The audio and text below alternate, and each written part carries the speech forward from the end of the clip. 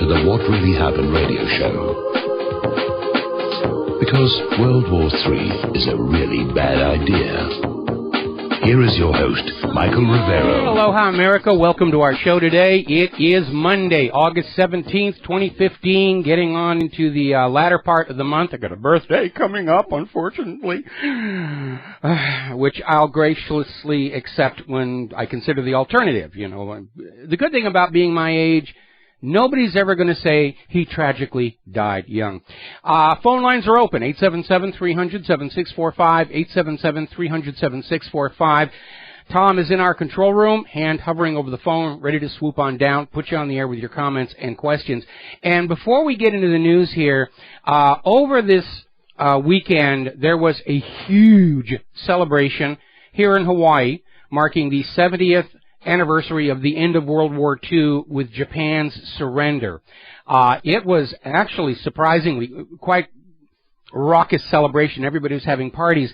And the Japanese city of Nagaoka, which is famous for producing fireworks, donated a fireworks show that went off over Ford Island, and it was spectacular. And of course, here at Michael Rivero, just sit out on the back and just watch that thing.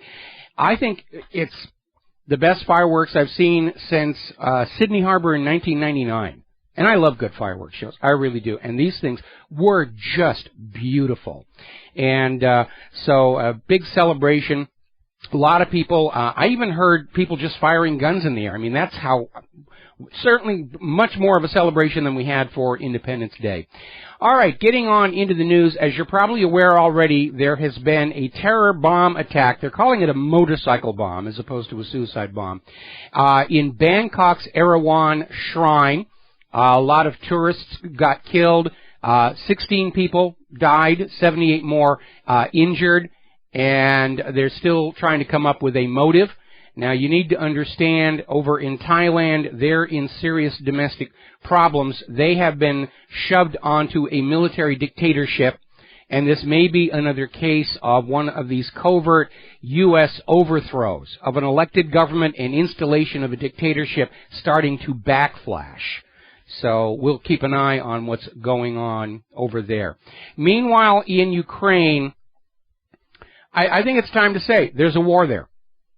There's a war there. In fact, I'm looking at some of the media from that part of the world, Fakti.org, saying, let's stop talking about the contact line. It is the front in an all-out war by Kiev against the eastern Ukrainian republics. The Kiev forces are shelling residential areas in Donetsk. And they're just pounding these people. How dare you think that you can live free from our puppet rule? Now, Kiev is out there making a statement that despite the Minsk agreements, they reserve the right to return their heavy artillery, that's the over 100 millimeter caliber weapons, to the front line. And they're already lined up, ready to go. At this point, the Minsk agreements are pretty much shredded. Kiev shredded them. But the Western media is out there still trying to spin that this is all Russia's fault. Russia's the bad guy. We've got to hate the Russians. You know, your parents didn't question us when we said they had to hate the Russians, and why are you questioning us now? And so forth and so on. Apparently, conditions within Kiev's military are so serious. We know there's been massive desertions over to the other side, and apparently the Ukrainian military, like the American military, are dealing with record amounts of suicides in their ranks. People just don't want to be doing what they're being told to do, and they're just choosing to commit suicide. Now, there's a very interesting story that came out of Sputnik News, where the people of Germany are starting to mount a massive protest against this rush toward war, because they understand this is going to be fought on their front yards, and they've already had 2 world wars fought on their soil, and they do not want another one. They're standing very much at odds with their own government, which is signing on more or less to this idea that we can solve all of our economic problems and, doubts in the citizen for the validity of the government. If we just get into a bloody war, they'll salute the flag and fling their money and babies onto the designated enemy. Except the general population isn't really going along with that. Because if you live in Germany, or for that matter, anywhere in Europe, where World War II was fought, you can still see the damage. They've never finished repairing a lot of stuff from there. It's recent current history for them, not in the United States. We haven't had armies fighting on U.S. soil since the Civil War. War is kind of an abstract thing. It's made glorious and glamorous by Hollywood. And except for those veterans who've been sent off to these wars in other countries and come back, most Americans really don't understand what it's like to have it happen right in your front yard, in the streets of your town. Now, last week, the European Leadership Network published a report claiming that NATO is making preparations for full-on war with Russia.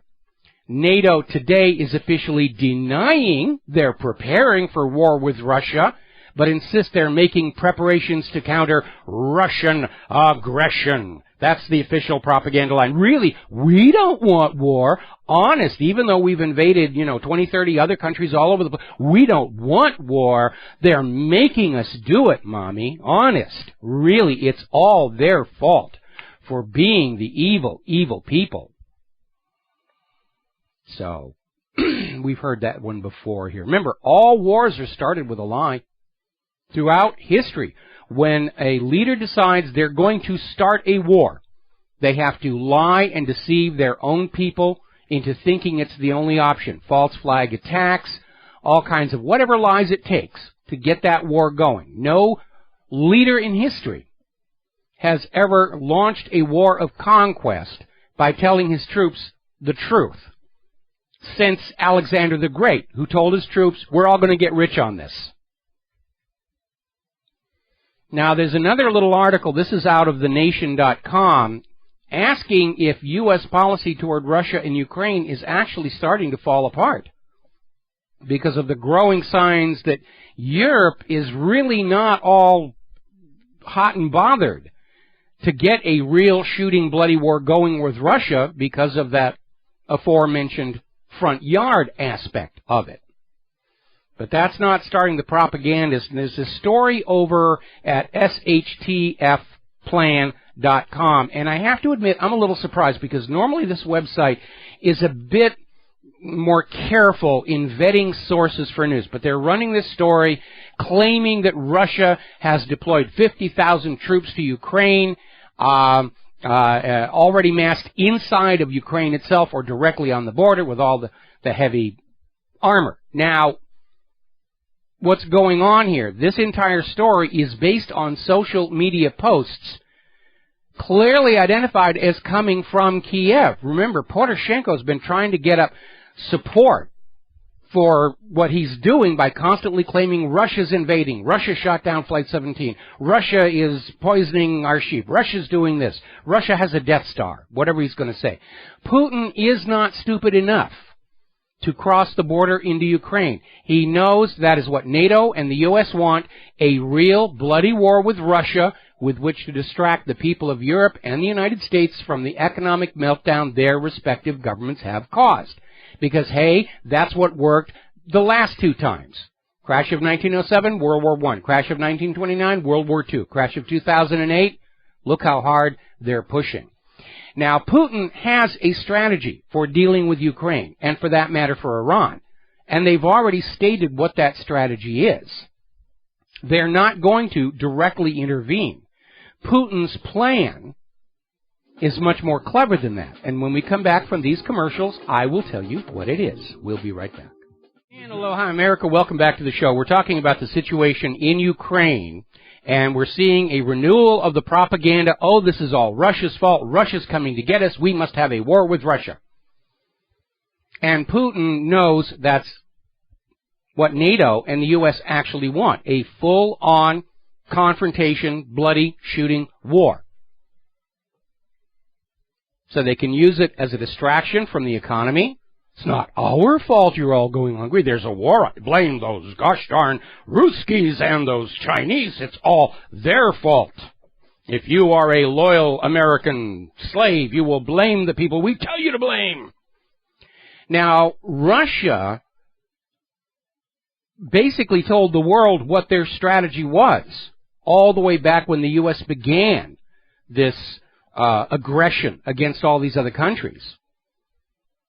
And Russia said, we're not going to get sucked into a full-on war. What we're going to do is step back and let the U.S. get stuck in more Vietnam-style wars in all these countries where they're just grinding and grinding and grinding and they can't make any progress, which has happened. And over at Sputnik News, Stephen Cohen has come out and said the U.S. is sliding into a new Vietnam in Ukraine. And they're already in a new Vietnam in Iraq, Syria, Yemen, Libya. The U.S. government was dumb enough to walk right into these repeats of history. And now I guess they know they're stuck. And they know they're going to lose these wars of attrition because they're already overextended. And the only way they can get out of it is to escalate into a full-on world war. We've got lines, they've got lines, we use the nukes, they use the nukes, and so forth and so on. Because our government cannot admit they were wrong to start this campaign of militarism. They will not turn around and go back. They can't without crashing the U.S. economy and U.S. credibility. From their point of view, they have no choice but to push onward into a full-on World War III. Now, there's a very interesting article over in Russia Insider saying about how Russophobia is nothing new. It goes all the way back to the early 1800s when Russia began to be a challenge to the British Empire. Oh my goodness, they're making more money than we are. That cannot be allowed to stand. And don't forget, in the American Civil War, when Britain and France seriously considered invading the U.S. on the side of the Confederacy in order to destroy Lincoln and his greenbacks, it was Russia that came to the protection of the United States. We still have the remains of our Russian fort over on Kauai, as a matter of fact. So it's always been this idea about, the British Empire, nobody challenges the British Empire. Until the U.S. did, and now we're all partners in trying to imperialize the rest of the world. Meanwhile, Russia is sending MiG-31 fighter interceptors to Syria, to Bashar al-Assad. Now, they're sending these 8 planes as part of a contract that Syria had with Russia. Syria bought these planes from Russia, and Russia just delivered them. Good thing Syria didn't try and buy weapons from France. They'd get stiffed on them the way Russia got stiffed on the Mistrals. But these are very, very capable aircraft. And it's going to basically make enforcement of a no-fly zone over Damascus very, very tricky indeed. Now then, just for those of you who are struggling to pay your taxes and looking at all this money being poured into all these wars all over the planet here, as you no doubt know, the U.S. spends $500 million to train Syrian rebel fighters. Well, the final accounting came back, and it turns out a grand total of 60 rebel fighters were trained under this program. That works out to a little over $8 million per individual fighter. Doesn't sound to me like that's an efficient way of trying to run a coup d'etat. Hugely expensive. Now, Turkey has been bombing anti-ISIS fighters in Syria.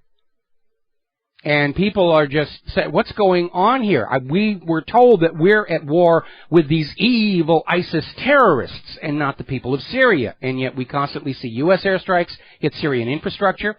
Turkey is now bombing forces trying to go up against ISIS. We all know what's really going on. ISIS was created by the United States of America as a proxy to operate within the Middle East and give the U.S. excuses to declare war on countries that hadn't actually done anything wrong to us.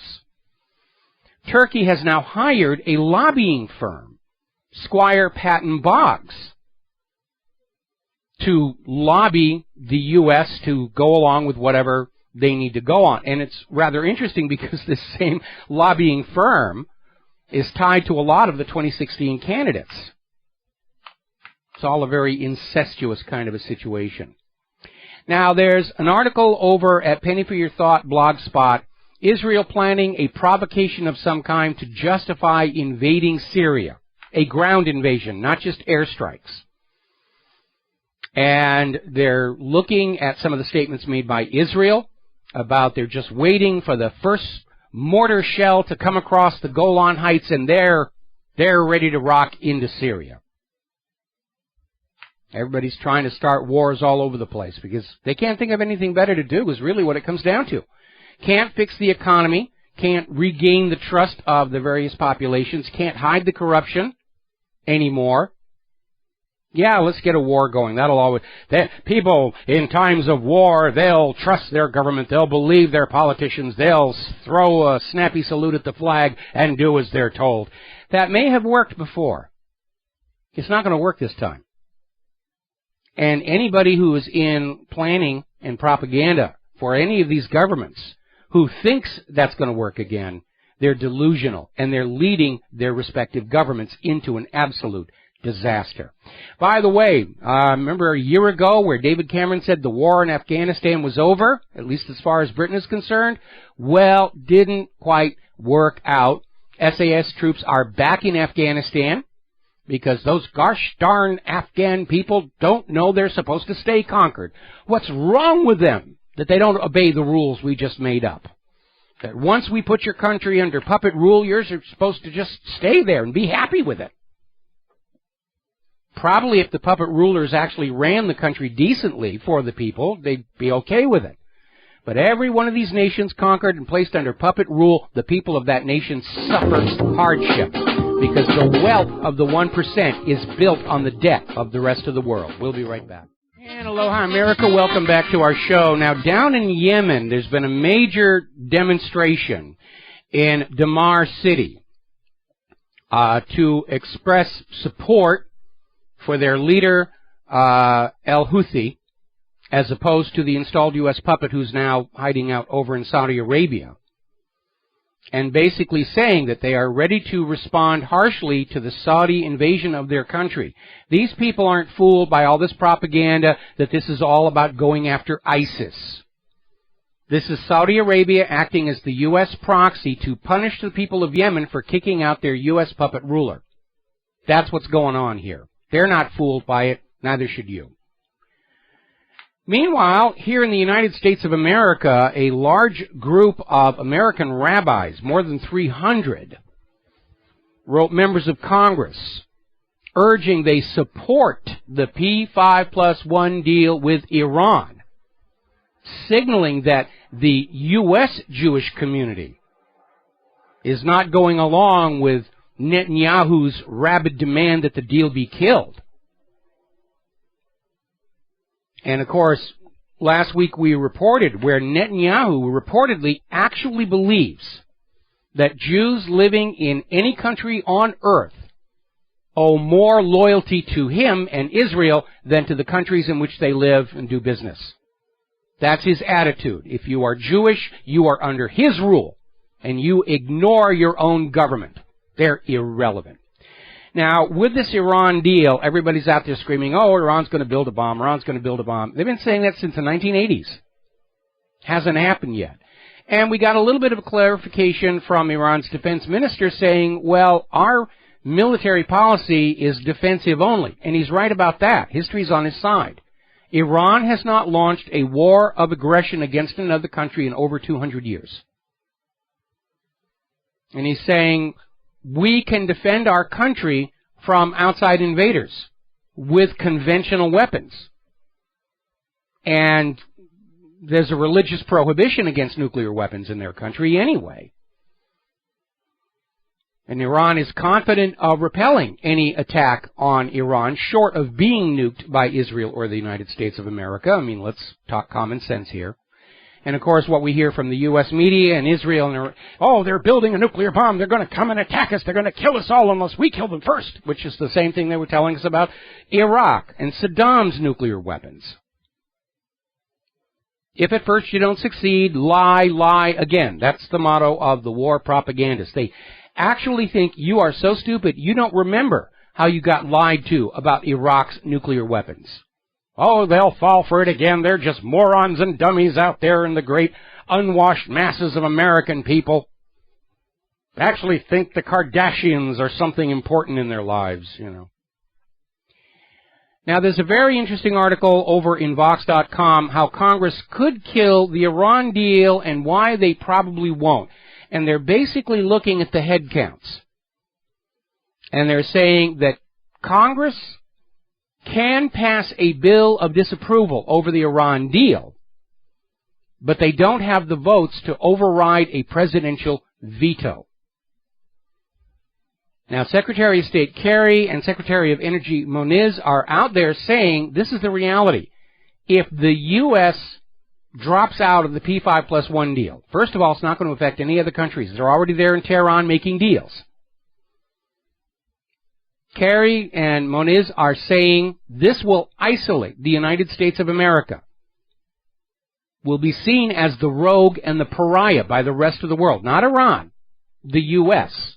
The U.S. will be isolated from their partners, and the entire strategy of using sanctions as a tool of foreign policy could unravel. It already is.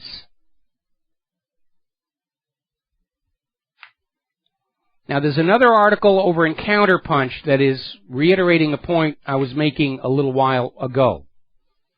The U.S.-Israeli conflict is finally visible for all to see. Israel has tried to sell this illusion that American interests in the Middle East and Israeli interests in the Middle East are perfectly in synchronization 100%.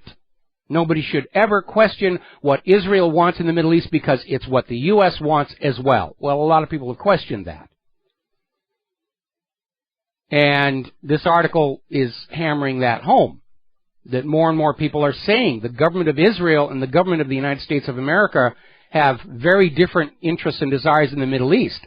And so now this effort by Israel to coerce the Congress into doing Israel's will is also visible for everybody to see.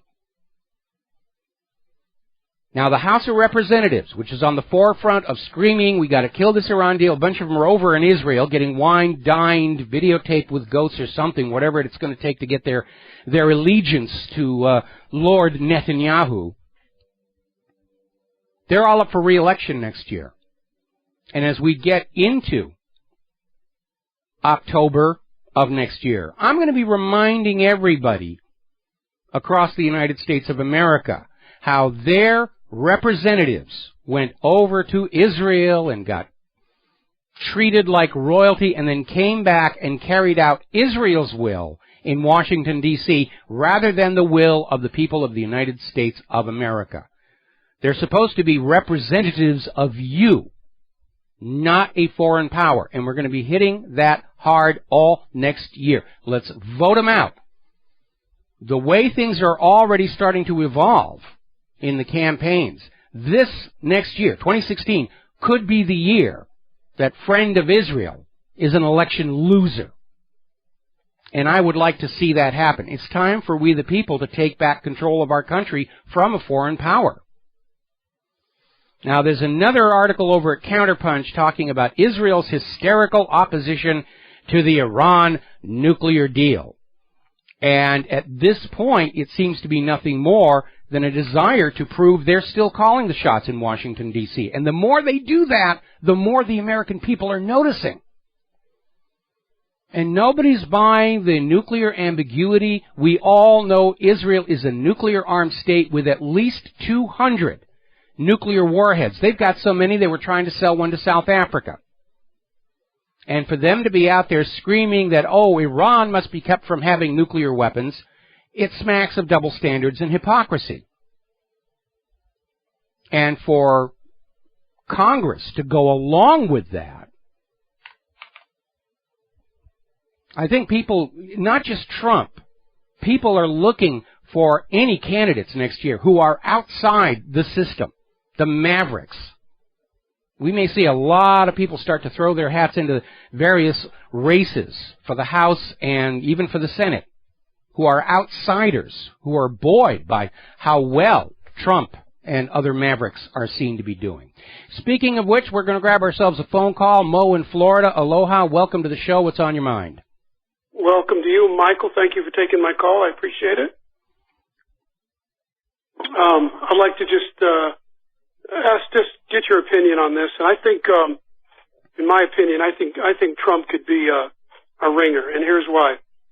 I think that, you know, he was all buddy-buddy with Hillary and all that. Everybody knows it.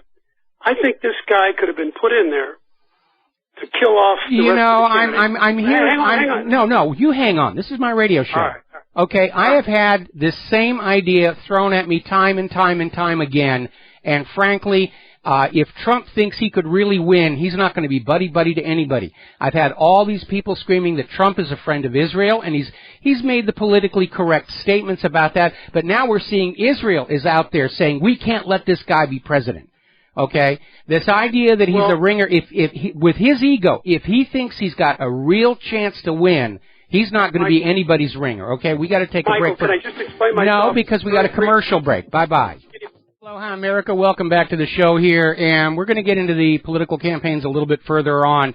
But in terms of looking at what's being said about Donald Trump, you need to go back and look at how Ron Paul was treated in the 2008 and 2012 elections.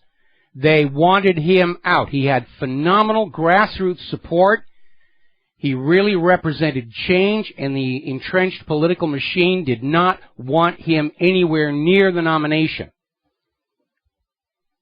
And the same is true of Donald Trump. And Donald Trump is not perfect, and I do not agree with him on a lot of what he says. But his attraction to me, and apparently to large numbers of Americans, is he's not part of that system. Okay, and by the way, this idea that, this outsider is just a shill to divide the party and hand the victory to Hillary, they said exactly the same thing about Ron Paul. They said John Anderson. I mean, anytime there's an outsider coming in, they're just here to take votes away from the candidate you should be supporting. Over and over and over again, we've heard that same lie. Now, Donald Trump has a huge ego. Everything he ever did had his name on it. Trump Castle, Trump Casino, Trump Landfill, whatever. If he thinks he can really win, he's not going to roll over for anybody, and certainly not for Hillary Clinton. Hillary is self-destructing right now. And I'm enjoying the show so much. We'll be talking about that a little bit later in the program. Getting on back to Israel and Netanyahu, there is another article, this is in Haaretz no less, saying that Netanyahu already knows he's lost his campaign to get Congress to kill the P5+1 deal here in the United States of America. And his hysterics now are intended to extract compensation from the U.S. government for daring to defy his imperial will. In other words, more money. You didn't do what I told you to do. You can make up for it. You can gain my imperial forgiveness by sending me more weapons and more whatever. And again, once Hillary is out of the race for the White House, we should all shift our focus onto voting out every single member of Congress who calls themselves a friend to Israel. The next president, especially if it's Donald Trump, needs a Congress that's going to be listening to the American people first, last, and always, and not trotting off to Israel for a wild party and then come on back and saying, we must do what Israel says. We must obey Netanyahu. We got way too many of those running around Sodom on the Potomac. We need to clean the people's house. And remember, Every member of the House of Representatives is up for re-election next year. And we got to get these Israel firsters out of the American government. And I know I'm going to get all kinds of emails saying, oh, you're an anti-Semite, you're a Jew hater, you want Hitler to come back and gas Jewish babies in the ovens. No, I want America back under the control of the American people. Why is that so politically incorrect right now? That's the way it's supposed to be. Go back and read the Declaration of Independence, the Constitution, and the Bill of Rights. We, the people, are supposed to be the final authority over this nation, not Tel Aviv. And as I mentioned in that earlier article, even American Jews are pulling away from Israel and thinking of themselves as Americans first. That's healthy. That's a good thing. Now, down in Africa, it looks like Samantha Power and probably Victoria Nuland are working their dark magic, because now we're talking about humanitarian intervention, and this time they're targeting Burundi. We have to go into Burundi with a humanitarian intervention. They've already started. 5 high party members of President Nkurunziza have already been assassinated. It's amazing here. Brazil is seeing massive protests. Their government has been exposed as massively corrupt, which in and of itself doesn't trigger mass rioting and protests, or we'd be having them in the streets of America right now. But now there's a call for Dilma to be kicked out, and this is starting to look like another one of these covert overthrows. We're going to kick out this guy and put in a U.S. puppet. And I think because the lifespan of this tactic that the U.S. has used since the end of World War II is about up, because the world knows this is what the U.S. has been doing. Now they're putting pedal to the metal. Let's grab as many as we can while we can still get away with it. Except that they're not really getting away with it all that much. They're getting stuck in these quagmires all over the world. And even when they put in a puppet ruler, the people turn around and kick them out because they know that's what was done to them. Now, there's a very interesting article over on tapnewswire.com, and they're talking about how back in 2008, the BBC made a documentary on life inside Libya, and it was very popular, and it showed all the positive changes to Libya that Gaddafi had accomplished. And this article is pointing out this very strange situation that after Gaddafi was killed, the Golden Hour ended. This documentary has been Orwellized from the net. Used to be on YouTube, can't find it. They're trying to erase the history of the fact that Gaddafi was actually seen as a good leader for Libya, by the Libyan people certainly, and even by the BBC. Now, the U.S. has issued a warning to China regarding what is called Operation Fox Hunt. And it's a very strange situation. All China is doing is they're reaching out to expats around the world, people who are Chinese who have moved to other countries, and it's trying to encourage them to come back and help rebuild China's economy. And the U.S. is out there saying, you can't do that. You can't come and ask for your Chinese people to leave the United States and go back home.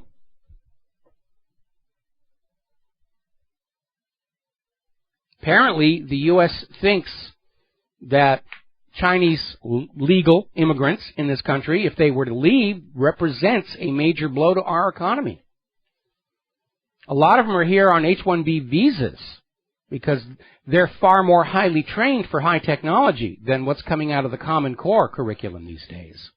And that may be why the U.S. is so threatened by the idea of all these Chinese people picking up and going on back home. That could be a major, major threat. Now, there's an article that came out of Yahoo.com. New Pentagon rules may change war reporting. And apparently the new guidelines in the recently released Military War Manual are changing the rules for reporters covering conflicts. paraphrasing loosely, the rules are the U.S. are always the good guys and winning, everybody else are always the bad guys and they're losing. That should keep your job simple. And they need all the good press they can get right now. The Air Force is finally admitting the F-35 has major problems. Apparently, considering it's supposed to be a stealth aircraft, it can be seen on the latest Chinese and Russian radar sensors. But the Air Force Secretary Deborah Lee James is saying that this F-35 will eventually guarantee the U.S. continued air supremacy over rivals, I presume as long as those rivals are flying Cessnas. So let's talk about the economy. As you know, the Greek parliament voted through this third bailout deal. Still has not been ratified by the rest of Europe. And they're already saying this deal's going to fail because part of the deal is a privatization fund targeting 50 billion euros. And over the last 5 years, government only raised 3 billion. Even the IMF was saying the last deal can't actually work. It's just a deception to cover the fact that Greece is being carved up and sold to private interests outside Greece. And as a matter of fact, we have this German company, Fraport AG and Salenta Limited, are going to take over all operations at 14 Greek airports. They're now they're going to be under foreign control. We got to take a break for our news, and we'll be right back. Aloha, America. Welcome back to our show. Hour number 2. The phone lines are open, 877-300-7645, and we have a call waiting right now. Peter in California. Aloha. What's on your mind today? Hey, Michael. I just am calling to express my absolute disgust at the senators who, like Schumer, like Rubio, all these people who have really turned their back on the United States, turned their back on their own party, turned their back on the president for Jim Crow, apartheid Israel, clearly in their pockets. And I wanted to point out that the 58 people who went over there, who went over to Israel in the face of all this controversy, they get a lot of publicity. The Jewish press wants us to know that there's a ton of bought and paid for basically whores in the Congress. Yes. But what they never do is they never name their names. I've looked everywhere. I've Googled it. You cannot find their names except for the leaders. You can, the 2 leaders, but they're afraid. They know that there'll be a backlash, and I hope to God there will be. Well, the backlash is already happening. I think the reason they made such a big deal about all these members of the House going over to Israel is to try and put out the message, all right, we know that you know we're in control of your Congress. You can't do anything about it, so stop trying, which, of course, have no intention of stopping trying to get control of our country back. Well, that's right, but they also make a point of never naming their names. Yes. So that they're never held accountable. Right. But the thing I would like to ask all of the audience here is, I've already made 2 calls to my senators today. Both, I'm in California, so it's an uphill battle. Both have actually come out for the P5+1. But not only do I thank them for opposing Netanyahu and supporting Obama in this case, but I also let them know that I'm sick and tired of all this Israeli meddling in our foreign policy and control of our Senate and our House, and that it's time for us to force AIPAC and the entire Jewish lobby to register as agents for a foreign government, which is what they certainly are and always have been. Yeah, they've never been held to the rules either as registering as agents for a foreign power. They're not subject to the same laws that any other political lobbying group is forced to submit to. They've always been given all this very special treatment because of the special relationship between the U.S. government and Israel's government, which we now understand is the U.S. government in Washington, D.C. is a puppet ruler serving a foreign power over, above, and ahead of the needs of the American people. Now, we can't necessarily get the names of all those members of the House of Representatives who accepted these free trips to Israel, but what we can do, when the vote comes down in Congress on the P5+1 deal, there will be a record of who voted to kill the deal, and these are going to be our targets for removal from office November 2016. Amen to that. Yes. Well, that's it for me, Michael. I just wanted to say that. All right, well, no, and you're absolutely right. Everybody right now needs to be calling their senators and their representative and saying, you'd better decide if you work for Israel or if you work for me. Because if you're working for Israel, you don't get my donations, you don't get my vote. Period. End of discussion. And remember, right, even with all the vote fraud that's going on, vote fraud can shift an election result a few percentage points. But if it tries to reverse a landslide, everybody knows what happened, like they did up in Scotland. Peter, thank you very much for the phone call. We're going to let you go here. Getting on back to what's going on in Europe with the economy, the Greek government is pretty much on its last legs because of this latest vote. Tsipras's support within the Syriza party has pretty much evaporated. He's lost his coalition. They're going to have to hold new elections. He's not going to survive that. The Greek people are looking at their government as a whole as having betrayed the people of Greece. And it's not just confined to Greece. Up in Germany, Angela Merkel is just dealing with a growing voice of opposition to any more of this looting of Germany's economy to prop up Greece. And in the end, the people of Greece and Germany are realizing that their membership in the European Union is sacrificing their own sovereignty. They might as well not have a national government if the national government is nothing but a puppet for Brussels. And remember, if you want a good analogy for what's going on with the EU economy, picture a wooden boat sitting on a lake. There are 10 holes in the bottom. There's only 9 corks.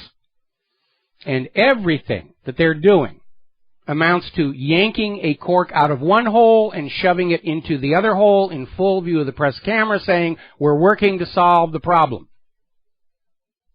But the boat is still sinking. And because of the way private central banking is set up, they can't make a new cork without drilling a new hole to go with it. And the holes will always outnumber the corks. That is the design flaw of private central banking.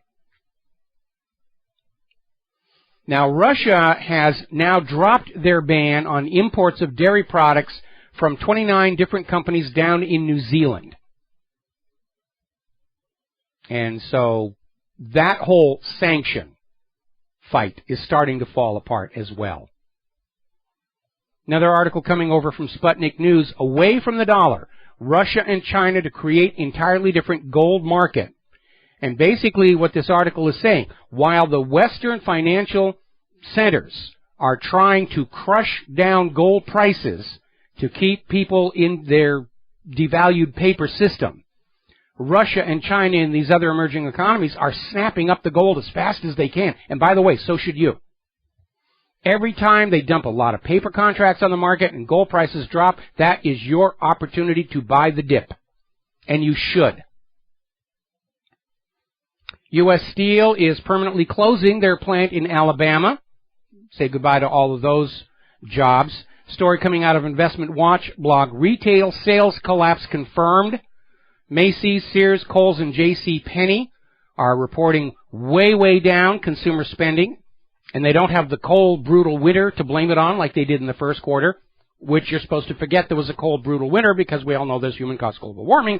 And once again, the propaganda is biting itself on the gluteus maximus. Bass Pro laying off 500 employees company-wide. And here's where it gets really interesting. The SEC, you know, the Securities Exchange Commission, the same people who turned a blind eye for 12 years while Bernie made off with the loot, cheated his own investors and employees out of $60 billion. That SEC, they've now admitted they're not monitoring stock buybacks by companies, which are a favored means of trying to manipulate the stock market by doing buybacks and create artificial demand and drive the stock market's prices back up. And the SEC saying they're not even paying attention to that. You know, heck, they're making money. What difference does it make how they do it? You know, we're here to protect the money junkies, not to harm them. All right, real quick phone call. Ray in Canada, aloha. What's on your mind? Hey, Mike. Regards to change gears here. Regards to the Russians, and their northern Atlantic, they're in the Arctic Ocean. They're asking for an extension of their put forth a proposal to the UN to extend their continental shelf boundaries there. I was just wondering if how it relates to Canada, but you got any proposal on that? Well, I think common sense is going to say that if you are a country with a border on the Arctic Ocean, that your territorial waters basically go up to the North Pole.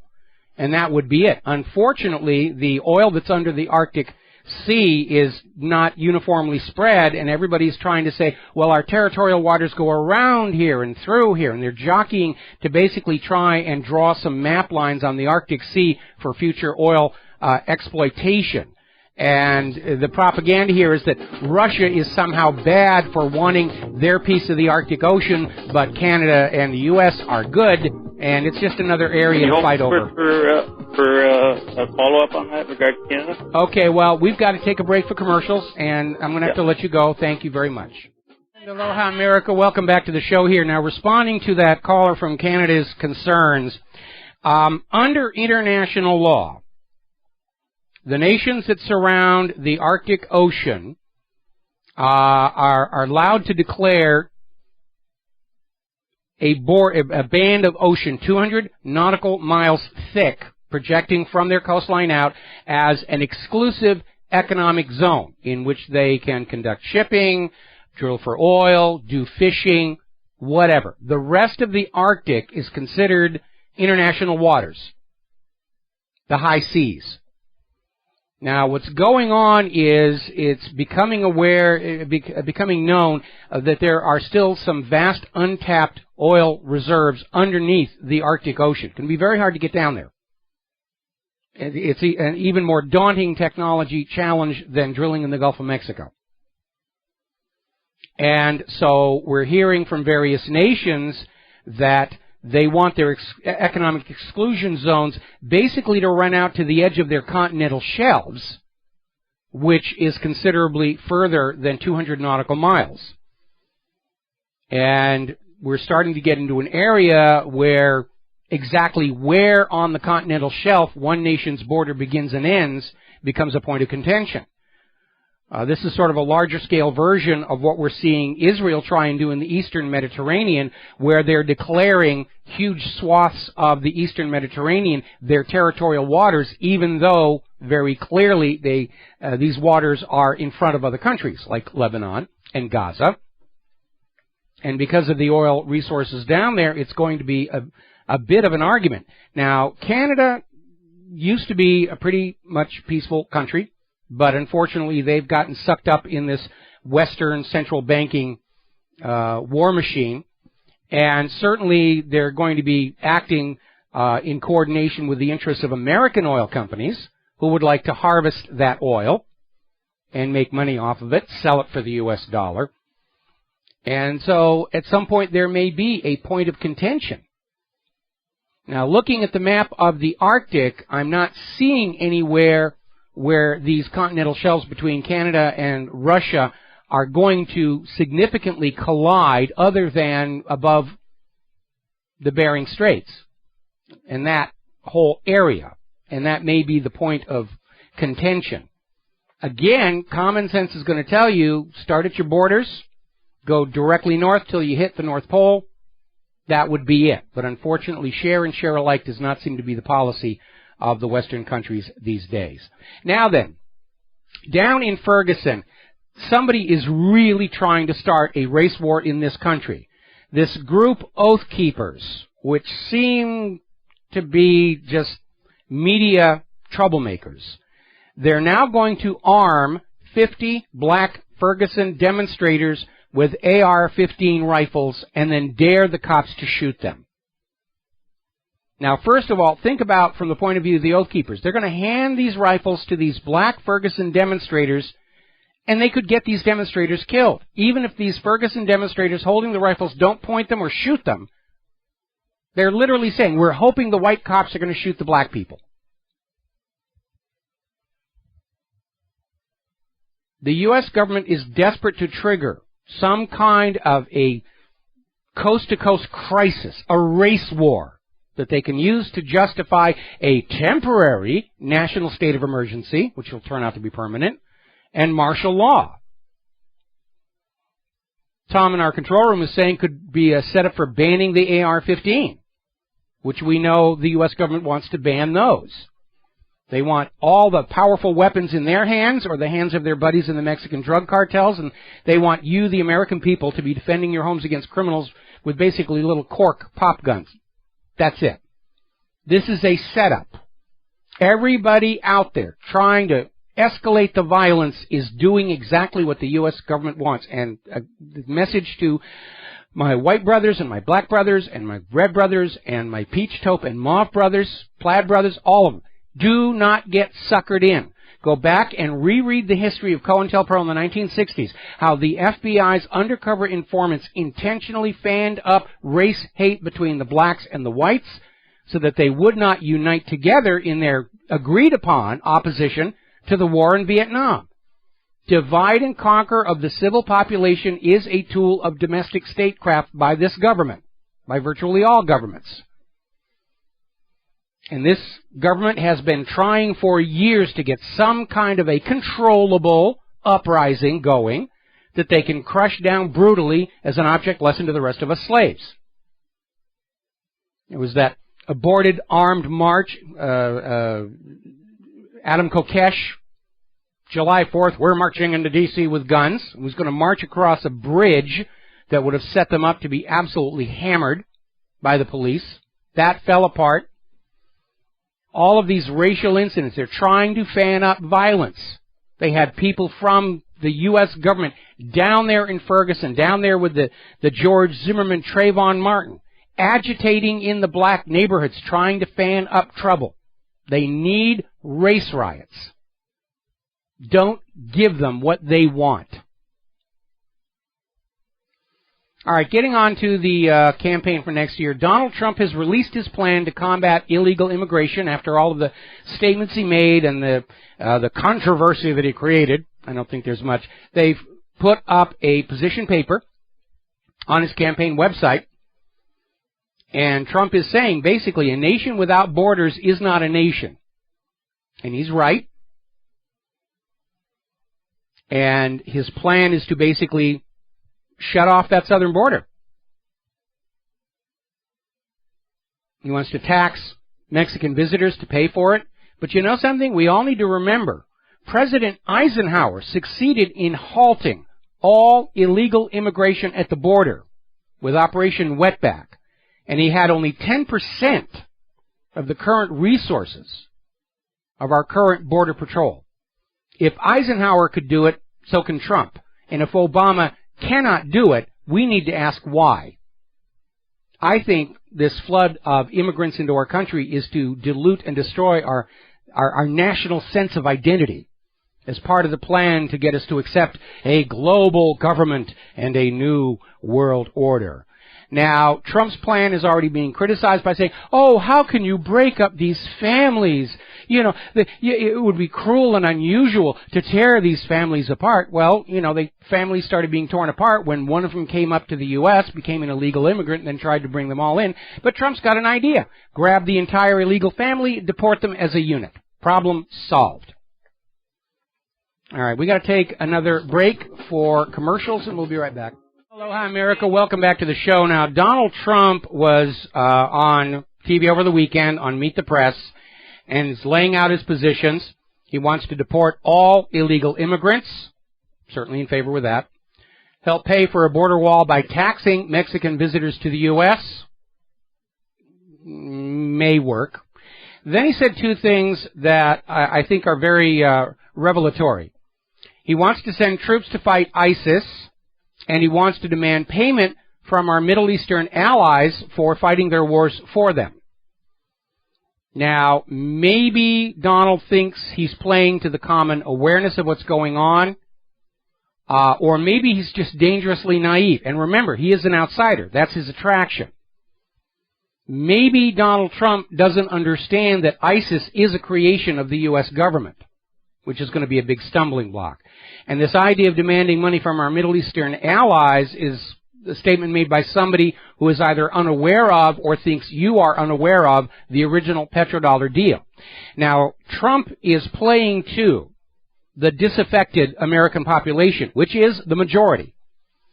But he needs to get a political advisor on board, an analyst, not to tell him how to run his campaign, but to really let him know what the American people are already aware of in terms of government duplicity, so he doesn't step into a bear trap, which are being laid for him already. But Donald Trump is out there saying what we already know about illegal immigration. He's out there saying that Saddam's nuclear weapons were a lie. The entire reason for the invasion of Iraq was a lie. Everything in Washington has been a lie. He's absolutely right. And, of course, Washington establishment is all huffy and, how dare you say that? How dare you malign the memory of President Bush and his heroic whatever? And Trump continues to not pull any punches. His latest conflict is with Carly Fiorina. And basically, Carly went after him much the same way that Megan did. Apparently coming from the same mental attitude, the post-feminist idea that, you know, women are allowed to attack men, and men, politically correct men, are supposed to just fall over and not fight back and say, and whimper a little bit in acknowledgement of feminist supremacy. And Trump isn't having any of it. And Trump basically came back and said, look, I'm not being excessively rough. You know, I'm not supposed to say anything about her because she's a woman. I don't want to be seen as tough on women, but, you know, let's talk about the fact that she ran Hewlett-Packard into the ground, laid off tens of thousands of people, and then she got fired. Let's look at her performance as an executive compared to a Donald Trump.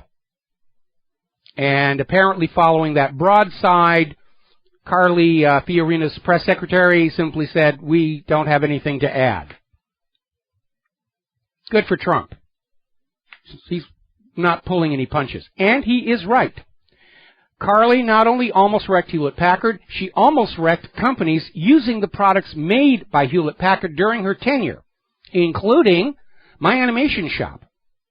When we first set this up, we bought all Hewlett-Packard equipment because my prior experience with Hewlett-Packard had been very positive. High quality, reliability, back when Hewlett and Packard ran the place. In fact, for those of you watching on BAM User TV, this is my HP 28C calculator, which I've had for years, and it still works just fine. But we bought the stuff being put out by Carly's version of Hewlett-Packard, and it almost wrecked our companies. We were getting these CD burners made in Hungary, not exactly known as a bastion of high technology, and they were burning out every 2 weeks. And getting replacements out here on Oahu was just nonsense. And we wound up starting to phase all the Hewlett-Packard equipment out of our shop, and we don't use HP anymore. And I'm not inclined to give them a second chance. We had one Hewlett-Packard computer kept locking up. Turned out there was a design flaw on the motherboard. They tried to software patch around it. They never could. It was just, well, if you've got that computer, we're sorry, but every once in a while, it's just going to lock up. But you got it at a good price, and we made money. Huzzah, huzzah, huzzah. You know, looking at Carly Fiorina reminds me very much of the character of Meredith Johnson in Michael Crichton's book Disclosure, where he sort of went after the tactics feminists were using to get ahead in business, including undermining product quality for fast profits and then blaming some convenient male for it. And that's another one of his books that liberals don't like you to read, along with State of Fear, where he took on the global warming movement. I mean, Michael Crichton, late in his career, he had enough money. He didn't care about money anymore. He started writing novels that addressed what he, as a scientifically trained individual himself, saw as going horribly wrong. And it's amazing, in hindsight, how prescient he was. Now, as I mentioned to that caller earlier, I'm always getting these emails about, oh, Trump supports Israel. You don't want to go with somebody who supports Israel. Well, show me a candidate who isn't supporting Israel, and I might consider switching. But everybody pays lip service to Israel, so that's a push. It's a null factor. But it looks like that in the case of Donald Trump, it is just lip service, and Israel knows it, because they have brought back Rabbi Dov Zakheim to pen an article over in the Realist, actually in Haaretz, bashing Trump. He's unelectable. He's not a serious candidate. You don't want to look at him. This is desperation on the cusp of madness. I mean, Dov Zakheim, this is not somebody you want to put on out there as the voice of authority. This is the guy who, while he was comptroller of the Pentagon, lost $3 trillion. And before he was comptroller of the Pentagon, he ran a company that makes remote control systems for aircraft. And that's not something you want to be reminding everybody about at this stage of the game. But they're desperate to try and get this guy out. He won't play by the rules that everybody else says we should play by. Donald Trump is out there acknowledging there's an issue with vaccines causing autism. Stands in sharp contrast to Ben Carson, who wants mandated vaccines for everybody, and the schools will be the enforcement checkpoints. If your child doesn't have the vaccine records, the school will stick him with the needle with who knows what is in those shots. Because once they make vaccines mandatory, they'll stop telling you what's in them. I can guarantee you that's what's going to happen. Latest Fox poll, Trump 25%, Carson 12%, Cruz 10%, Bush is in the single digits, 9%, despite one of his super PACs pouring in another $100 million into his campaign. And what we're seeing here in the United States is starting to echo around the world. Over in Great Britain, everybody's in a panic over Jeremy Corbyn's poll numbers. And they're all leaping on to attack him. And we're looking at this article that came out of The Guardian saying that the fact that the media and the establishment are attacking Corbyn seems to be the reason people are flocking to his support. They can see the establishment doesn't like him. And that's his chief attraction. So it's not just here in the U.S. that we're seeing this desire to get the establishment out and get some new blood into the government without having to shed blood in the process here. Apparently, according to this article over in 21st Century Wire, Tony Blair is absolutely scared out of his mind that Corbyn might actually win, because that means British government would not intervene in potential war crimes trials against Tony Blair. They might just say, yeah, ship him off. Send him to The Hague. We'll be right back. Hello, America. Welcome back to the show here. Now, for those of you still following the aftermath of the Fox News GOP debate, Megyn Kelly's on vacation.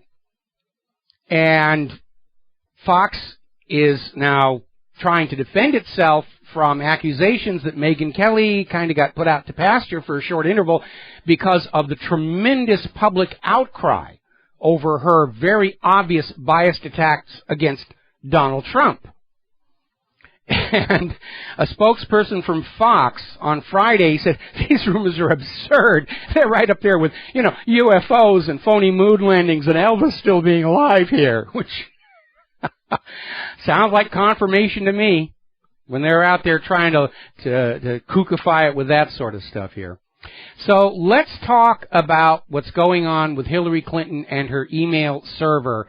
Now, Hillary's tactic right now is to go on out and try and tell everybody, the voters don't care about the emails. They don't care about any of that. They just want to see my smiling face and what hairstyle I have today and how I'm dressed and the rest of it. And I think she's whistling past the graveyard here, or she's delusional. They're trying to make a big deal over the fact that she's not taking it seriously because when she was out on the campaign trail over the weekend, she made this joke about how she'd opened up a Snapchat account. And she thinks it's really cool because those messages automatically delete themselves, which seems to me about as tasteless a piece of humor as when George W. Bush had that slideshow of him looking around the Oval Office and saying, nope, no weapons of mass destruction here, yuck, yuck, yuck, yuck, yuck, yuck, yuck, yuck, yuck. Now, the State Department has informed congressional investigators that they have uncovered an additional 17,855 emails sent between a former Hillary Clinton spokesman and reporters. They had been saying they did not exist up to this point. Now they said, oh, wow, we found them. And this was among more than 80,000 emails belonging to Philippe Reines, a Clinton aide, that were discovered on his State Department email account. Now, so far so good, except that we are now hearing from the Washington Examiner, State Department officials are admitting that they are sanitizing the emails before they turn them over to Congress, using 9 exemptions permitted under the Freedom of Information Act. In other words, the long delay to find these emails was so they could go through and take out anything that might be embarrassing to the former Secretary of State. So they're still trying to carry her water. Now, here's where it gets interesting. Hillary Clinton's use of a private email server that was not properly vetted violates a presidential executive order. Now, there is another government agency called the Defense Security Service. It's part of the Pentagon, and it is the only government entity authorized to approve the use of private sector IT that might have access to sensitive or confidential material. DSS staff are responsible for reviewing the company records, vetting the private contractors, make sure that there's no risk in the use of this outside facility. Hillary Clinton contracted with Platte River Networks in Colorado to maintain her private server at her home in Chappaqua, New York, without subjecting them to DSS review. Now, the DSS review is part of the National Industrial Security Program, which was signed into effect by no less than President William Jefferson Clinton in 1993 under Executive Order 12829. And under that executive order, security violations involving classified information must be appropriately investigated. An investigation is necessary to determine whether classified information is at risk of compromise, the individuals responsible for the violation, and whether appropriate corrective actions have been implemented to preclude a recurrence. Hillary violated her own husband's presidential executive order in the handling of her server. And had the DSS looked at Platte River Networks, they probably would have said, no way. One of the top executives at Hillary's server company was sued for fraud as part of a $500 million Ponzi scheme. David D. Camillus. And after he left that fraud, he got a job with this Platte River Networks. So the question is, first of all, why did Hillary go all the way out to Colorado to find a company to maintain her server? Why did she go to a company whose executive staff includes an alleged fraudster, knowing that the DSS would never have signed off on that? And of course, Platte River Networks is currently being sued for having obtained illegally private government telephone numbers, and in one case actually interfering with the lines, causing a communication disruption in Washington, D.C., which sounds to me like Platte River Networks is a repeat of Amdocs and Converse Infosys, the Israeli-linked companies that were spying on America through telephone record billing and through the eavesdrop system on behalf of Israel, and they were caught just before 9/11. Now, the State Department, when they learned that Clinton's lawyer, David Kendall, had a flash drive with digital copies of all the emails, they didn't take it into their possession. They just gave him a safe. Here's a safe for your office to keep it there, because they're absolutely convinced that because preservation orders from the courts and Congress have been issued to her attorney, that the attorney would not tamper with the evidence. And if you believe that one, I have some of Saddam's nuclear weapons to sell you. Now, over the weekend, it came out, and as I mentioned before, Platte River Networks is in serious legal trouble for something else outside of Hillary's server. And it looks like they're trying to make some deals to mitigate the potential damage for stealing phone numbers and hacking phone lines. And in the course of their discussions, they have acknowledged there is a second email server that has all of Hillary's emails. They were sent to another server before the server that has been turned over to Congress was scrubbed. Platte River Networks is saying they're absolutely sure the FBI will not be able to find anything on the disks of Hillary's server because they were specifically wiped. Not just deleted, wiped, overwritten. An act that Trey Gowdy says proves there's an intention to conceal something. They're destroying evidence. And one more breaking piece of news. Platte River Networks is now acknowledging they were making backups of Hillary's server as part of their service to her. They were making their own backups, and they're saying it's highly likely they have backup tapes of all the emails she deleted.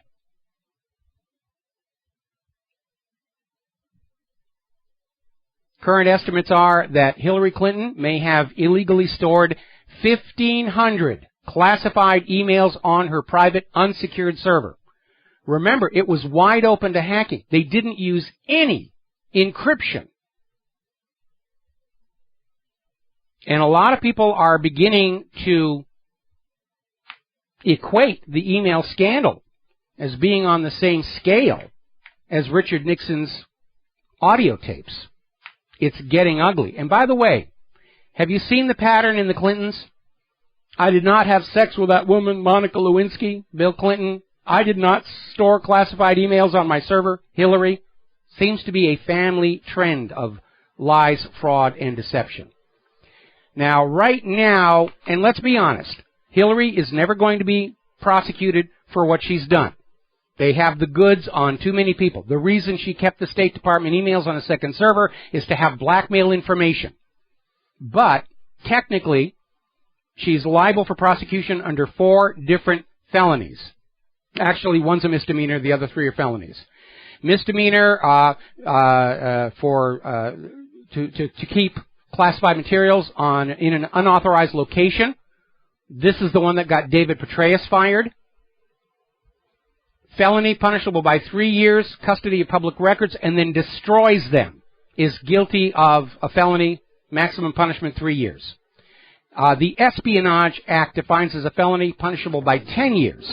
The grossly negligent loss or destruction of information relating to the national defense. And finally, deliberate destruction of emails Congress is interested in. 20 years. We'll be right back after the news.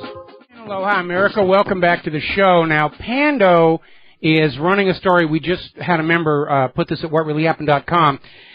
There is a hacker over in prison. His name is Gucifer, I think. He's in Romania. And he is out there in an interview saying that he used to read Hillary Clinton's memos all the time. So now it's a confirmation. The computers were hacked. Hillary's email server was hacked. It was wide open. So, anyway. Now then, it's going to get a little bit worse. There's another scandal coming out now. Corporate media isn't talking about it yet.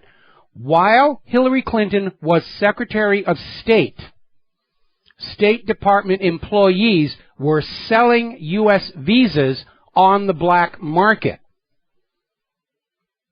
These visas would go for as much as $70,000 each to people who had previously been denied entry to the United States of America. They total about 500 of these fraudulent visa applications went to people who had previously been refused entry to the United States of America.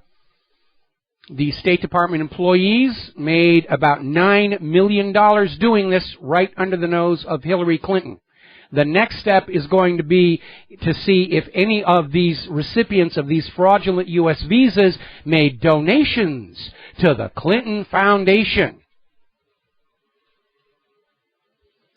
Donald Trump is out there calling Hillary Clinton the worst Secretary of State in history, and frankly, I can't find a reason to disagree with him. According to Fox News, Sanders is gaining on Clinton. They had up a chart of Clinton and Sanders poll numbers over the last few months. Hillary is clearly trending down. Sanders is trending up. So Bernie Sanders, or anybody who works for him listening to this show, Bernie's got to stay out of small airplanes and suburban parks. Just trust me on this one. I know whereof I speak. Story coming out of Investment Watch blog, Clinton is losing in 6 key swing states. She is trailing behind generic Republican candidates. There's another story over in the Blaze saying Hillary Clinton is done.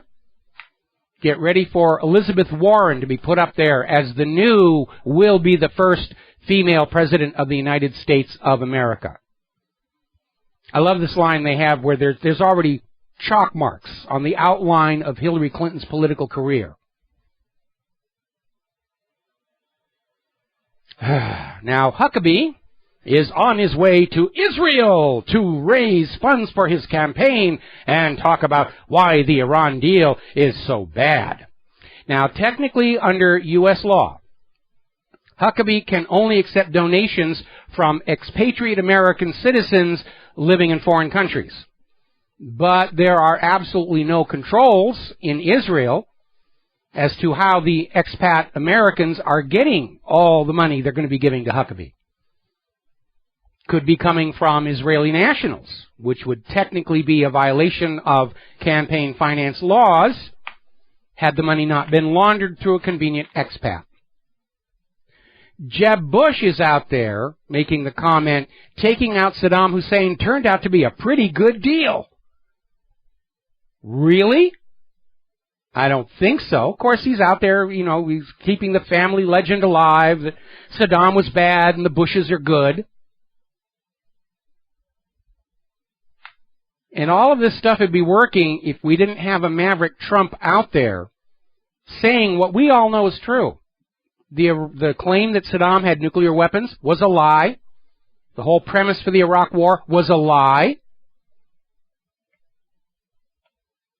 And looking at Trump versus Bush's poll numbers, the American people have really had it with business as usual. And that's a good thing. That's a healthy thing. 2016 may be the year of the peaceful revolution we've all been hoping for. Of course, as John F. Kennedy used to say, those who make peaceful revolution impossible make violent revolution inevitable.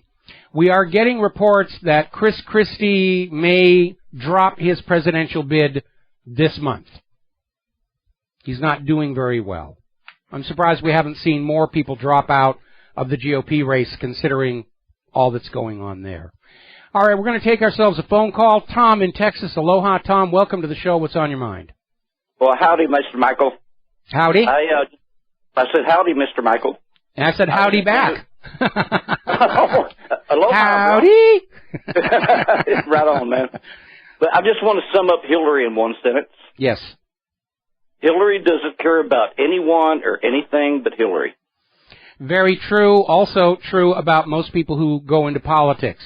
It is the curse of political power that it always attracts the very sort of people who should not be allowed to have it. Our nation was set up to try and mitigate that reality, but we've lost all those mechanisms and safeguards over the last couple of centuries, so that now it's just another oligarchy, self-serving, greedy, sociopathic money junkies. Okay, well, one more question that I didn't talk to your screener about. Yeah. I don't mean to be rude to hang up on you, but I just want to ask this question and see what you have to say about it. Okay. What do you think the end game is going to be with Cuba? And aloha, ma'am. Okay, aloha. Thank you for the phone call. Well, again, I don't think the normalization of relations with Cuba was done out of any sense of generosity toward the Cuban people or the recognition that the embargo went on way, way too long. I think the normalization of relations with Cuba was a strategic move to prevent Russia from projecting power to our hemisphere. One of the biggest mistakes they made following the Cuban Revolution that drove their U.S. puppet ruler, Batista, into exile and brought Fidel Castro to power was the rejection of Fidel Castro's attempt to normalize relations with the U.S. Because long before he went to the Soviet Union, Castro wanted to establish trade, tourism, and diplomatic relations with the United States, and the U.S. government, throwing a tantrum over how dare you kick out our puppet ruler, launched the embargo and basically isolated Cuba, which left Castro no choice but to turn to the Soviet Union for support. And the Soviet Union was glad to have this forward base, ultimately led to the Cuban Missile Crisis. So as the U.S. clearly tries to ramp up a real war with Russia, the normalization of relations with Cuba was done to keep Cuba out of Russia's sphere of influence. And I think that's the reason they did that. So in the long run, once the war with Russia is either fought and lost or simply goes away, I don't think the U.S. has much interest in Cuba other than the CIA going back in and using it as a base for their operations in the Caribbean. Certainly organized crime is going to want to go back in and recover, rebuild, replace their luxury resorts and turn it into Las Vegas of the Caribbean, which is what they were in the process of doing when Batista fell. Now then, over in Virginia, little bit of good news for people who desire honest elections in this country. I'm sure that's just a small minority, but here we go anyway.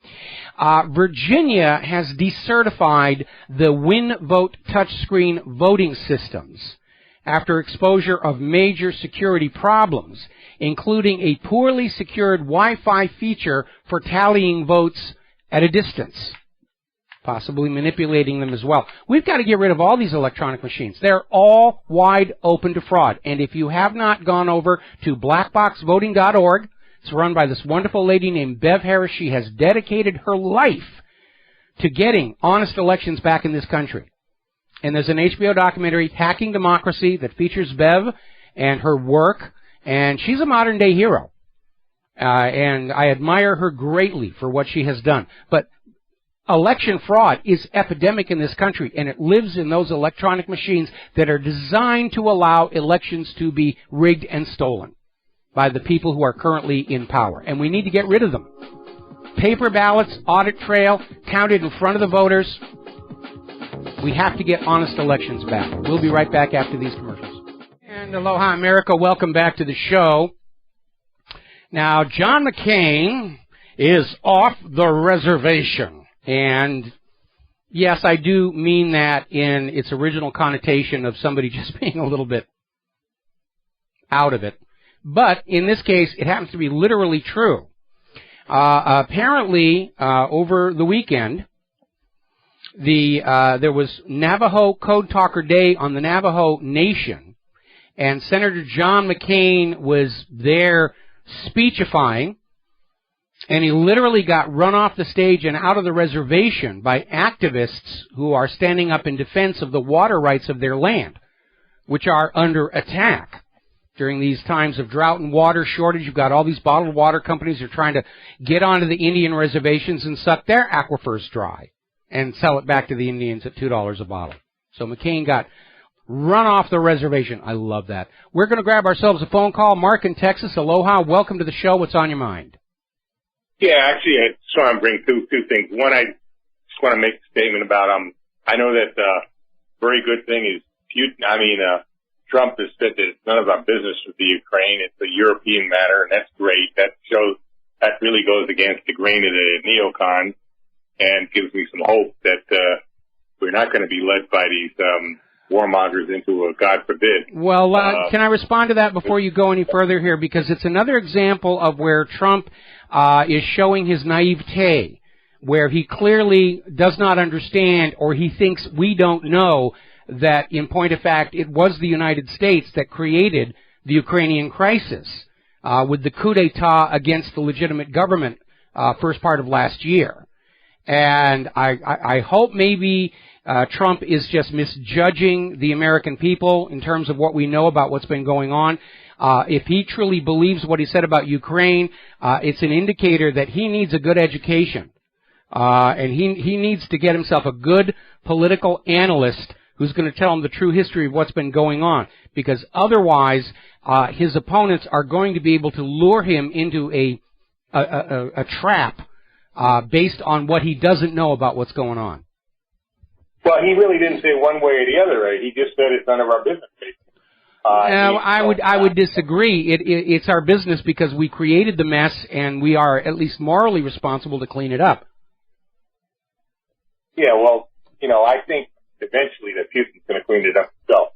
I disagree. RT had it on shows today that things are starting to heat up there, and I think this time Putin is going to tell the rebels, look, go all the way, drive them out of the east, and not only Lugansk, but drive them out of the entire eastern part of Ukraine, and that's probably going to take care of the problem right there. Now, of course, it's going to cost Russia a lot of money to get Ukraine up the par, but I mean, it looks to me like that's where it's going, with or without the United States. I disagree. Russia's plan is to let the U.S. get stuck in another Vietnam-style war in Ukraine.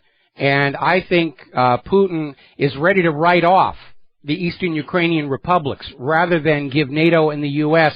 The full-on war that they so clearly want. And Russia has stated that their policy is to let the U.S. burn itself out in all of these quagmires that they're currently caught in. So in point of fact, I don't think Putin is going to overtly intervene in Ukraine, and I don't think he's going to encourage the eastern Ukrainian republics to escalate the situation because he wants the U.S. dragged in to just grind them down, a repeat of what happened in Vietnam. And it's a working strategy. But I can't see him letting them come right up to his border like that. He can't just let that happen. And the other thing I wanted to ask you, Mike, is I heard when I was driving this morning, I heard Glenn Beck, and he was talking this stuff about Iran, that Iran is very oppressive Islamic state, that women have no rights there, that they have to ride in the back of the bus, that they have to ask their husbands for permission to work, and all kinds of other things. It's a very repressive, kind of like Saudi Arabia. They have to wear head covering and stuff like that. I don't know if that's, I asked you once before, is that really true or what? No, it isn't. In fact, if you can do a Google search on Iran, just life in Iran, and you will see that some women wear the head coverings because they choose to do so because of their religion, but a lot of women dress in Western wear. There are female members of Iran's legislature. And, if you want to put the women at the back of the bus, I'm okay with that because most of the accidents happen to the front. So that's not necessarily a negative thing. He also said women aren't allowed to run for office. That's not true. That's not true at all. I mean, but Beck's job is not to inform and educate the audience. He's there to sell the war agenda that we somehow have a moral right to go into Iran and force them to live their lives by our customs and beliefs. And that, of course, is, something that is used time and time again to justify a war. Oh, they live differently than we do. Therefore, we have a right to invade and make them live the way that we do. And anybody looking at the United States right now is going to realize life the way we live it here in the United States doesn't work very well. With the poverty, the mass unemployment, the political corruption, predatory banking and the rest of it, America used to be a nation other nations would look up to. Not anymore. Those days are gone. And Glenn Beck is actually showing that he's a little out of touch with the times with what he's saying. So he's out and out lying, in other words. Say again? He's out and out lying. Yeah, he is. He's a propagandist. That's the reason he's paid the money to say what he says. He's there to sell the war agenda. Yeah, I mean, he's a huckster. I know that. Yes. But unfortunately, a lot of people seem to think the guy is, he compares himself to Martin Luther King. And I mean, there is no comparison. Martin Luther King didn't become a multimillionaire, if I'm not mistaken. He died a relatively poor man. Yeah, well, he was murdered. But he murdered by the FBI. No, Glenn Beck is a corporate media professional talker. He's there to sell the agenda. And, that's what they do. That's why they're paid that kind of money. Okay? You don't need to pay somebody millions of dollars a year to tell people the truth. These people are paid millions of dollars a year to be convincing liars. It's not working, though, anymore. And I think Glenn Beck's audience numbers are in decline along with, like Megyn Kelly and what's his name over at NBC. I mean, their audience numbers are shrinking, and they're trying to figure out some way they can shut down the independent media to try and get the audience back. But as long as we still have that First Amendment out there, you know, we're going to go on doing what we're doing. And we're not making millions of dollars. Actually, most of us are flat broke and in debt. And we are dependent on what little ad money we get from those few advertisers we can find that aren't using our sites to plant malware on people. And, of course, donations coming in from listeners such as yourself, which we are sadly, unfortunately, in need of right now. So we got to let you go for the commercial break, and we'll be right back. Hi, America. Welcome back to the show. We just posted a video from LiveLeak to WhatReallyHappened.com. Activists who are over there in Donetsk are showing videos of the damage from the shelling by Kiev's forces. And they're saying Kiev isn't even trying to aim at soldiers or military facilities. They're just pounding civilian areas to punish them for daring to think that they could live without foreign puppet rulers running their lives. Exactly the same thing that Saudi Arabia is doing to the people of Yemen. We're going to take a phone call here. Dustin in New Jersey. Aloha. Welcome to the show. What's on your mind? Dustin, are you there? Hi, Mike. Hey, there you are. Okay.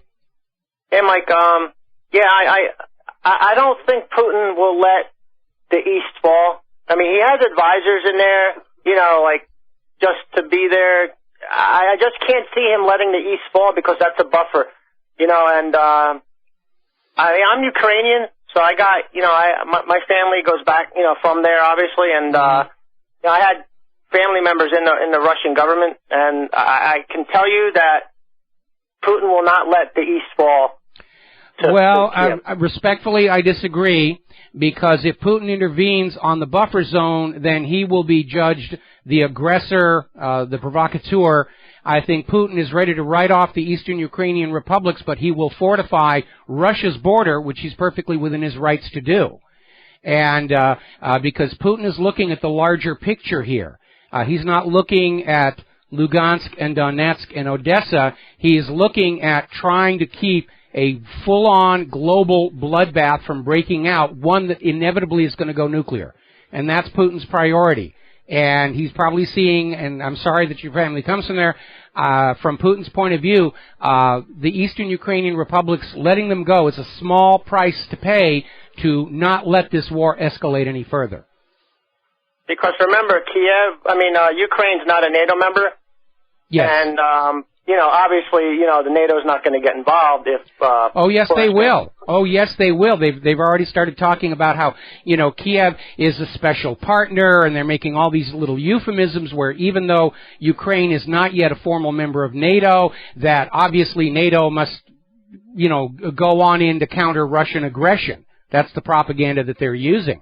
And so the very worst thing that Russia could do right now is send any troops or armaments across that border into Ukraine. Poroshenko's screaming that they're already doing it, but then he's been saying that for a year. Oh, there's 20,000 Russians, there's heavy tanks, and every time they came out with a picture or something to try and prove it, Google search reveals that the picture is from someplace else entirely, from like years ago, and this is just more of the same. Poroshenko has been told, start a war with Russia, make it look like Russia did it. Same thing that Roosevelt did with Pearl Harbor. They wanted to get Japan to attack, to make it look like it was all Japan's fault, to get us into World War II against the real target, which was Adolf Hitler. And these are how wars get started. The U.S. wanted a war with Spain. They couldn't figure out a way to make it look like it was Spain's fault until the USS Maine exploded in Havana Harbor. And they said, oh, obviously, had to be a Spanish mine, and we were off and running. Wanted to escalate the war in Vietnam, couldn't figure out a way to make it look like it was Vietnam's fault until they had the Gulf of Tonkin incident. And there were no torpedoes. They're all admitting it now. Oh, yeah, we goofed it. Same thing. Wanted to go into Iraq, didn't have a reason to do it. Oh, they've got nuclear weapons. And this is just more of the same. I just can't see NATO winning on the Ukraine battlefield. There's no way NATO will win with the U.S. on the Ukrainian battlefield. I agree with you. I agree with you, which is why it risks a nuclear exchange.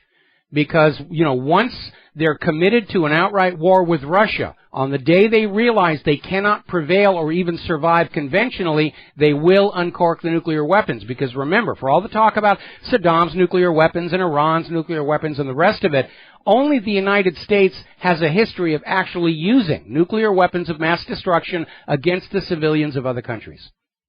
And we don't have no MIRV missiles left. The Russia still has the MIRV, and I believe China has MIRV. No, we still have MIRVs. We have MIRVs on all the Trident submarines.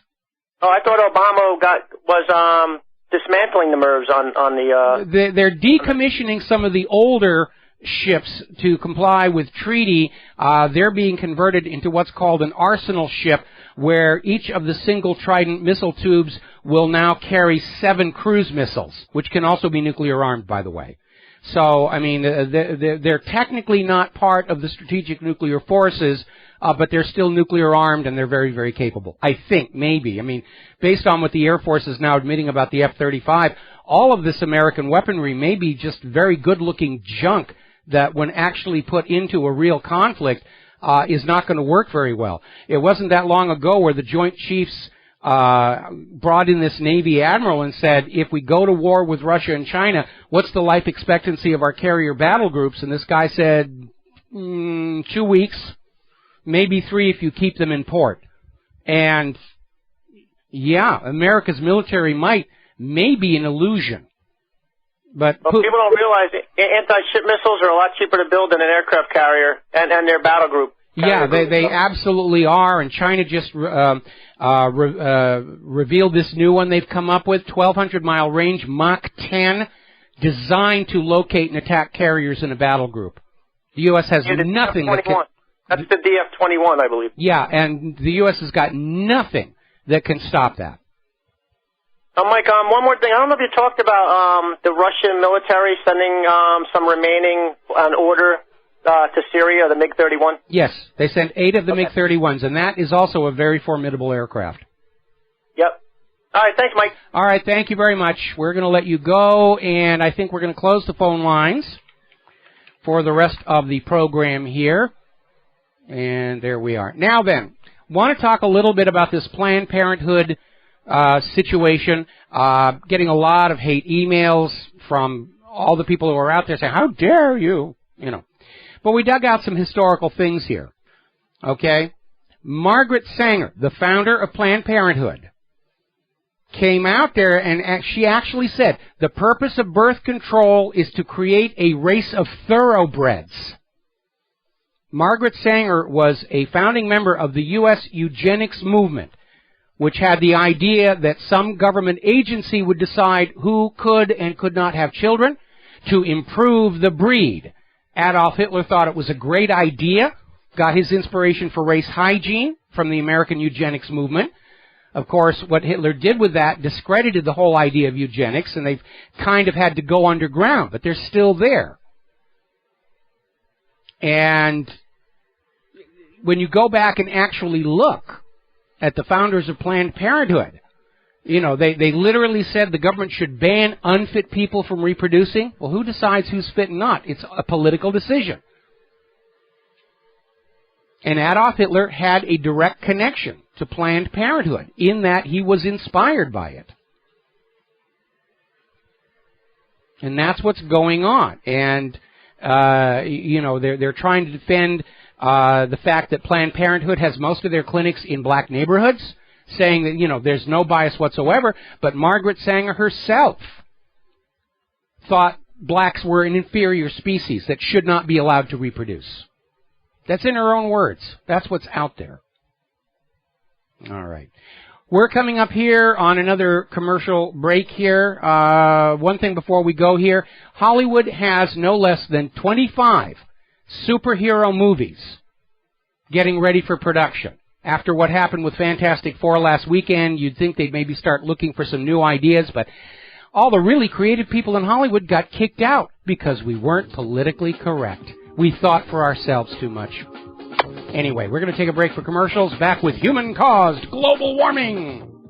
Aloha, America. Welcome back to the show here. And Fox News is just running the latest attempt by Hillary Clinton's campaign to get away from the email scandal. Their latest defense is, well, the emails don't have any classification markings on them, and it was that way when we got them. So somebody else released this classified information without the proper markings. It's their fault. We don't know who it is. And Hillary is fighting this like a lawyer, trying to create reasonable doubt against a future prosecution, which isn't going to happen anyway. Let's get that out of the way. Hillary Clinton will never be legally charged for anything that she's done because she and Bill Clinton have the goods on everybody in the government. That's why that judge down in Florida threw out Larry Klayman's racketeering lawsuit against the Clinton Foundation. They got the goods on him. So that's not going to happen. But where Hillary's campaign is failing is they're treating this as a legal matter. But politics is perception, and the public perception is there's something smelly going on here. And her poll numbers show it. She's in serious, serious trouble on this. Now, according to the latest memo from the Intelligence Community Inspector General, they are confirming the presence of emails on her server just among what's been turned over. Somebody missed, when they were cleaning up Hillary's email account, they missed some documents. These are the ones that slipped through the sanitization. And they included information labeled top secret, special intelligence, which means NSA intercepted communication, data from keyhole satellites, and no foreign, which is a code meaning no foreign national may be allowed to see this. So this is not going away anytime soon. And it's just more of what we've always seen from the Clintons. Cattle futures trades, travel office firings, Vince Foster, and on and on. Now then, getting on to human-caused global warming, because we are coming out of summer, and the indications are we're heading into yet another record-setting winter. And I'm not the only one saying that, because the 2016 edition of the Old Farmer's Almanac has come out, and they are predicting unusually harsh winter this year for most of the nation. And they're very accurate. I'm a farm kid. You know, when I was growing up in New Hampshire, we learned that we could rely on that Old Farmer's Almanac to tell us generally what was going to be happening with the weather. And it's amazing how they do it. I mean, the article that I linked to says it's a secret formula. Actually, it isn't secret at all. We all knew it when I was a kid. The people from the Old Farmer's Almanac, they go out and they look at nature, how the fur is growing on animals, how leaves are turning, because all of those things are tuned in with weather, and they will tell you ahead of time what's going to go on. And they are very, very accurate. We're hearing from the Moscow Times that Moscow could set records for cold temperatures this week. As I mentioned last week, the summer melt season for Greenland has ended a month early. Now, there's a story over at Stephen Goddard's website, a couple of them. He's keeping an eye on the government here because afternoon temperatures in Wisconsin have been declining since the 19th century. NOAA, of course, is on board with selling the idea that the world is warming and it's all your fault. So they went back and adjusted the previous temperature record. Oh, we have to make a statistical correction, and they basically lowered it by 2.5 degrees. That's what they do. They're going back and fudging the record to make the current propaganda work. It's right out of George Orwell. That was Winston Smith's job.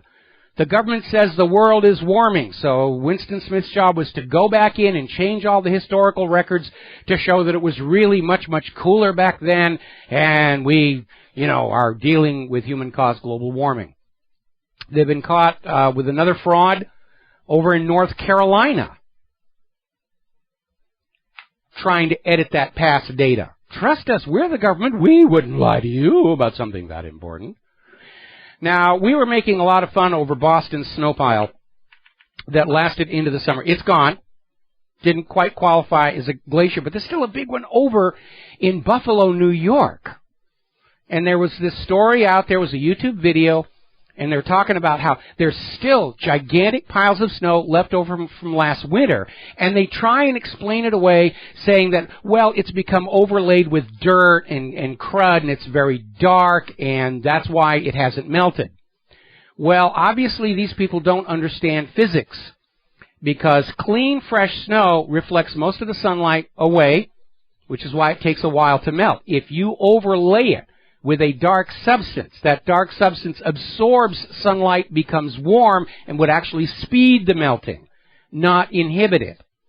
In fact, at one point, back when the climatologists were screaming we were headed into a new ice age back in the 1970s, they were saying, well, let's just drop carbon black all over the ice and it will melt more quickly and everything will be fine.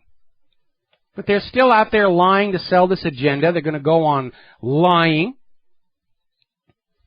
And here's another story. This came out of truthout.org, talking about the latest statements from the IPCC, the Intergovernmental Panel on Climate Change at the United Nations. And they're bashing Obama's Clean Power Plan, saying it's no better than Kyoto, it's not effective enough. And then the IPCC says, quote, we must remove carbon dioxide from the atmosphere. If carbon dioxide is removed from the atmosphere, plants will die off. There will be mass famine. The chain of life will collapse. Carbon dioxide was chosen as the villain in human-caused global warming in order to lay the blame for it all on human activity, even though human-caused CO2 is just a tiny percentage of what's out there, in order to justify taxes and controls over your life. Water vapor is a far more potent and plentiful greenhouse gas, but nobody's going to pay a cloud tax. Methane is 10 times more efficient at greenhouse effects than carbon dioxide, but methane comes from deep crust microbes and termites, life forms far too intelligent to listen to Al Gore and his nonsense. And finally, there was this video, Ivar Giever, I hope I'm pronouncing that correctly, Global Warming Revisited, and it's a video he made talking about how he was forced to resign from a physics society that he'd been in for most of his life when they came out declaring the evidence for human-caused global warming is incontrovertible.